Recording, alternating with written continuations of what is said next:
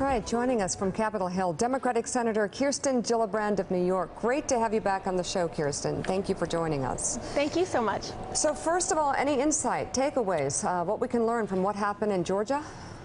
Well, to me, it means we need a 50-state strategy, and we need to run tough candidates all across this country because people are fired up and they want to be heard and they want things to change. So I think we can run candidates in districts all across the country, and I think we should fight really hard to flip the House. Let me ask you about that because you're quoted all over the place about resisting, pushing back. Even one quote here a week ago, I think, where you used a profanity. But the bottom line is we need to fight hard. We were angry about what's happening in Washington. As someone who has spoken out strongly as well about my concerns about this presidency, do you think that tone is perhaps not, is it productive? I think people do have to fight, Mika. You got to look, right now we're in a battle on health care, and what the Republicans are offering is horrible. It could take away insurance for 23 million people. If you have a pre-existing condition, I don't know that you're going to be able to afford insurance. If you're 50 to 64, you're going to pay more. If you're a woman, you could be discriminated. It's terrible. So this is an era where people's voices matter, and it started with the Women's March, and it really hasn't stopped. People are calling their congressmen. They're going to town halls. Their voices matter, and I want people to fight against this health care bill. So I think we do need to be heard, and we need to be heard in every way we can, whether it's social media or traditional media, or just standing outside somebody's office with a sign saying, don't take away my health care. Senator Gillibrand, it's Willie Geist. Good to see you this morning. We've been struck in talking about this morning how many Republicans have said over the last 24 hours they have no idea what's in the bill. Even people on the working groups like Ted Cruz, Mike Lee, Bob Corker's been talking about this. All you need, as you well know, is 3 Republicans to peel off so that this doesn't pass through the Senate. As you talk to your colleagues, are you finding skepticism among Republicans about this bill? Well, yes, I have heard a lot of skepticism, and I've certainly seen it in the media. People are worried. I can tell you constituents, no matter where they live, if they're going to have to pay more just because they're 50 years old, they're worried. If they have a pre-existing condition, I have 2 friends who survived cancer this year. I don't know that they'd be able to afford any insurance under the Republican plan. And it's outrageous that we've not had a hearing and that we've not seen the bill and that there's no process for amendments. I mean, there's nothing that we can do at this point to fix it, except for regular people standing up and say, we don't want this process, we don't want this bill, we don't want our health care taken away. So it's about all of us. It's about standing up and being heard, and that's the most powerful thing people can do. So, Senator, if not, Republicans don't even know what's in the bill, most of them, it sounds like. Yeah. How do you know what to protest against? How do you even know what's in the bill to say it's terrible?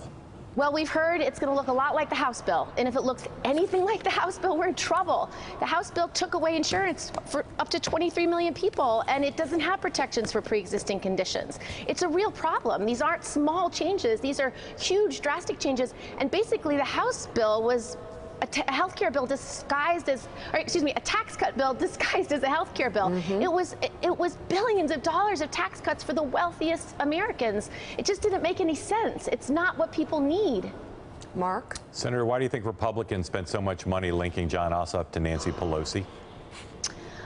That was just their campaign tactic. But what this election tells me is that we need to run candidates across this country. I have a couple good candidates that we're supporting through Off the Sidelines. A woman who's running in Pennsylvania who's a vet and a veteran, Houlihan. And then we have another veteran, a Navy pilot, who's going to run in New Jersey. It's exciting. Like, we have really good candidates. Why do you think Why do you think they thought that was a good campaign tactic to link Nancy Pelosi? Well, I think that's just typical campaign strategy. When you run as representing the people you're representing. So if you can say they're not, that's a good tactic.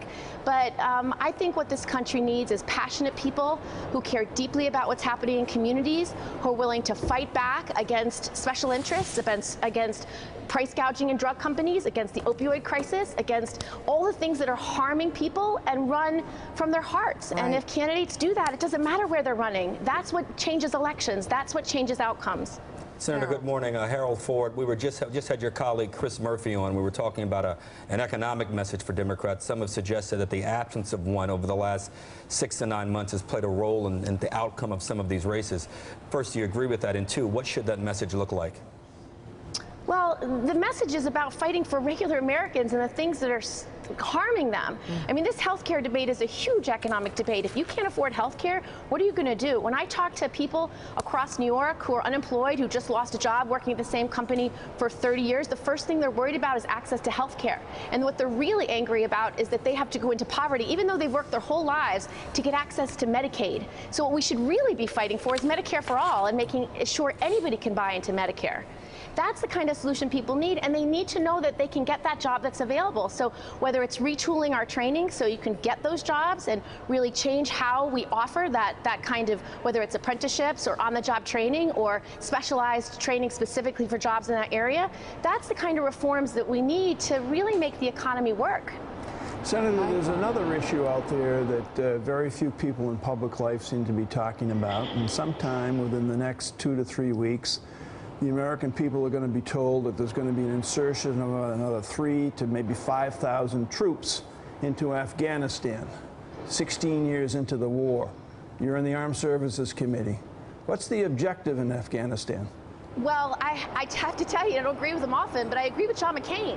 And in our last hearing on this, he very directly said, I don't know what your strategy is. I don't know what strategy the administration has. I don't know what strategy General Mattis has. And before we're going to support you putting in another 5,000 troops, we need to know what the plan is, because I don't see one. And I agree with him. I don't see one. And there is no objective at this point, and there is no thought-through strategy. And whether you're talking about Afghanistan or Syria, we're not seeing it. And it's a huge problem.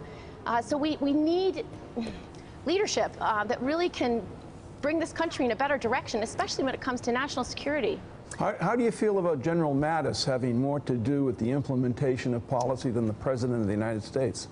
Well, I was a lone voice in this, but the purpose of the military, specifically the Secretary of Defense, is to have civilian control. So when we chose a general to be the Secretary of Defense with no civilian experience, we had to waive that in Congress, which I thought was a very ill-advised decision. And so now that President Trump has said, I'm not going to do anything in terms of deciding the strategy for military action, I'm going to give it to General Mattis, now we really don't have civilian control. We don't even have a president who's offering that civilian leadership. So I have concerns. I've had concerns for a very long time, and we are going to push back, certainly as members of the Armed Services Committee, on getting a real strategy. I'm with you. Senator Kirsten Gillibrand, thank you very much for being on the show. It's good to see you.